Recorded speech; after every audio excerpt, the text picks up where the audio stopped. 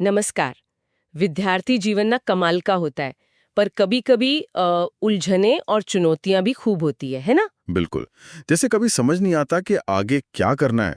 पढ़ाई का प्रेशर अलग। हाँ, या भविष्य की चिंता। ऐसे में ना कुछ खास विचार, कुछ तरीके बड़े काम आ सकते हैं। सही बात है।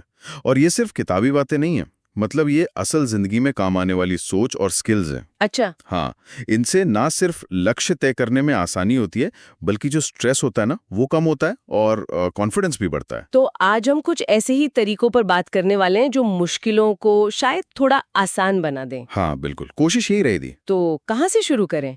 शायद सबसे पहले मन को मजबूत बनाने से। हाँ, ये अच्छा पॉइंट है। एक मजबूत इरादा, एक पॉजिटिव माइंडसेट, वो किसी भी चुनौती का सामना करने में मदद करता है। पर ये पॉजिटिव सोच मतलब सिर्फ अच्छा अच्छा सोचने से क्या होता है? इसे असल में कैसे अपनाएं? मुश्किल तो यही है। देखिए, पॉजिटिव सोच का मतलब ये नहीं कि सब कुछ हमेशा अच्छा ही होगा। नहीं, इसका मतलब है कि जब मुश्किल आए तब भी उम्मीद रखना, समाधान खोजना अच्छा। और इसके साथ ही लक्ष्य तय करना, वो बहुत जरूरी है। पर लक्ष्य कैसे? ऐसे ही कुछ भी सोच लिया? हाँ, वही तो, गोल सेटिंग। गोल सेटिंग, हाँ। लक्ष्य बिल्कुल साफ होने चाहिए, स्पेसिफिक। पता हो कि क्या करना है, उन्हें आप नाप सकें। मेजर कर सके, हाँ। बिल्कुल। और वो हासिल करने लायक भी हों, मतलब बहुत हवा हवाई ना हो, अपने बड़े मकसद से जुड़े हों और सबसे जरूरी एक टाइम लिमिट हो। टाइम बाउंड, हाँ। ये तरीका सुना है, इससे एक दिशा मिलती है, वरना हम टालते रहते हैं। एग्जैक्टली, टाल मटोल कम होता है। पर होता क्या है ना, कई बार हम लक्ष्य बनाते हैं, फिर कोई मुश्किल आ जाती है।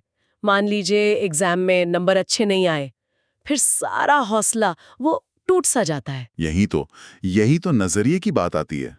असफलता मतलब फेलियर, उसको अंत नहीं समझना है, अच्छा। उसे सीखने का एक मौका मानना है।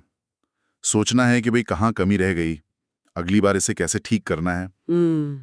ये सोच एग्जाम स्ट्रेस हो या कोई प्रोजेक्ट अटक गया हो, उसमें बहुत काम आती है।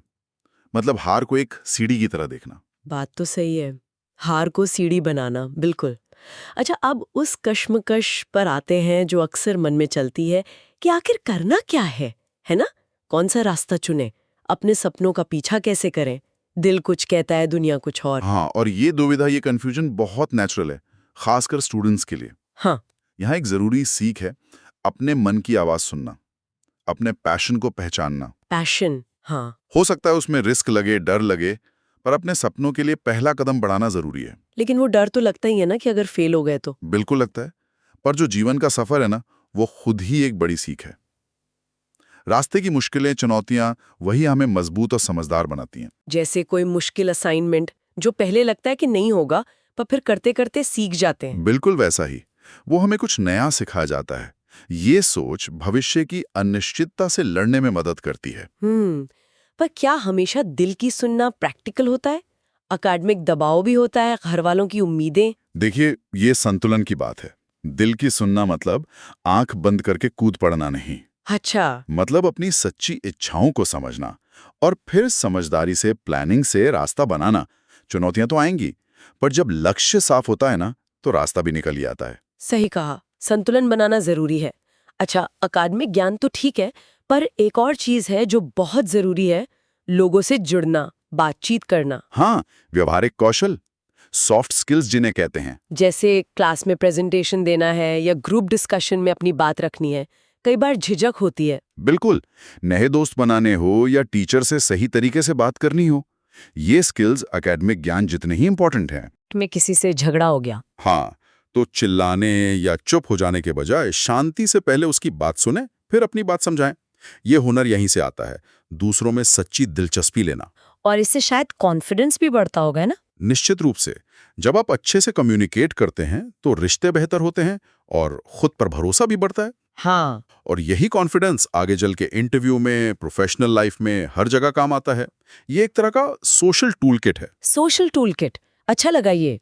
अब एक और आम प्रॉब्लम पर आते हैं, आदतें। बुरी आदतें छोड़ना, अच्छी आदतें डालना, जैसे रोज सुबह उठकर पढ़ना या फिर घंटों फोन पर लगे रहना बंद करना। मुश्किल काम है ये। मुश्किल लगता है, पर नामुमकिन नहीं। इसे बदला जा सकता है। इसके पीछे ना एक पूरा विज्ञान है। अच्छा, विज्ञान। हाँ, हमारी आदतें एक पैटर्न में चलती हैं। एक इशारा होता है, मतलब कोई क्यू, फिर हम वो काम करते हैं, रूटीन, और फिर हमें कुछ इनाम मिलता है, रिवॉर्ड, चाहे वो अच्छा महसूस करना हो या कुछ और। Q, routine, reward. इस साइकिल को समझकर हम अच्छी आदतें बना सकते हैं, जैसे पढ़ने के लिए एक फिक्स टाइम और जगह तय करना, और बुरी आदतों के ट्रिगर को पहचानकर उन्हें अच्छी आदतों से बदलना। मतलब छोटे छोटे बदलाव करके भी बड़ा असर हो सकता है। हाँ, यही तो कमाल की बात है। एकदम से सब कुछ बदलने की जरूरत नहीं। रोज बस 15-20 मिनट पढ़ने की आदत डालना या सोने से 1 घंटा पहले फोन दूर रख देना। ऐसे छोटे कदम भी धीरे धीरे बहुत बड़ा फर्क ला सकते हैं। प्रोडक्टिविटी बढ़ती है, तनाव कम होता है, और वो जो टालमटोल की आदत है ना, प्रोक्रेस्टिनेशन, हाँ, वो तो बहुत कॉमन है। उसे तोड़ने में ये समझ बहुत मदद करती है। ये तो बहुत काम की बात है। अच्छा, और आखिर में बात करते हैं दृढ़ संकल्प की, मेहनत की। ऐसी बहुत सी कहानियां हैं जहां लोगों ने बहुत साधारण बैकग्राउंड से आकर भी बहुत बड़ी सफलता हासिल की। बिल्कुल।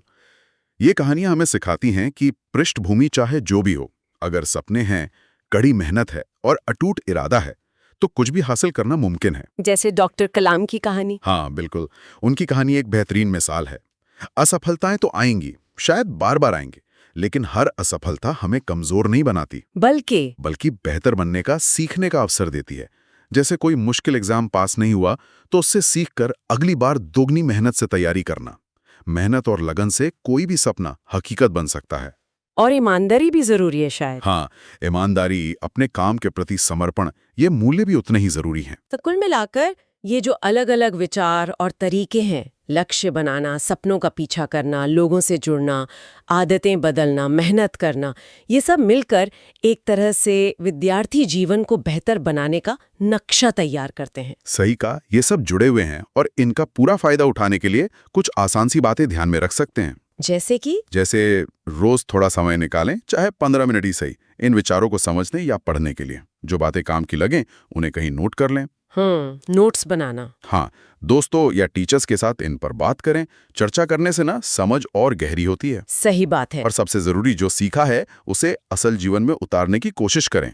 छोटे छोटे स्टेप्स लें, जैसे टाइम मैनेजमेंट को इम्प्रूव करना या मुश्किल वक्त में भी पॉजिटिव रहने की कोशिश करना। वाकई ये विचार प्रेरणा, आत्मविश्वास और सही दिशा दिखाने का एक तरह से खजाना है। उम्मीद है इस चर्चा से सबको कुछ नए आइडियाज मिले होंगे और शायद कुछ कर गुजरने की प्रेरणा भी मिली होगी। हाँ, उम्मीद तो यही है।